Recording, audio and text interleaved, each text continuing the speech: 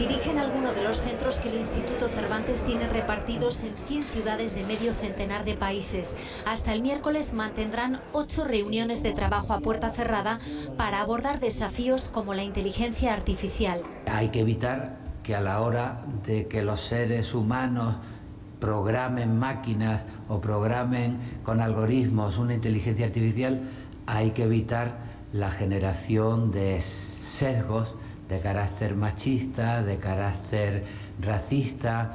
Hay 4 asturianos en esta élite de profesionales de la lengua española. Una de ellas es esta catedrática de Filología Inglesa de la Universidad de Oviedo. Lleva las riendas de un centro en Harvard.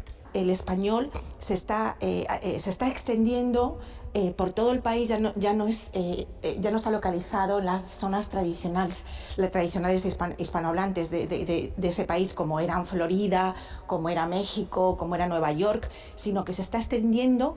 Otro de ellos es el gijonés Juan Carlos Vidal, dirige el centro de Estocolmo. Dentro de lo que es la enseñanza reglada, la enseñanza de secundaria actualmente es la lengua más demandada por los alumnos. Los trabajos se trasladan mañana a Avilés con 2 momentos destacados. Por la mañana la reina Leticia presidirá una de las reuniones y por la tarde se rendirá homenaje al cantante Víctor Manuel.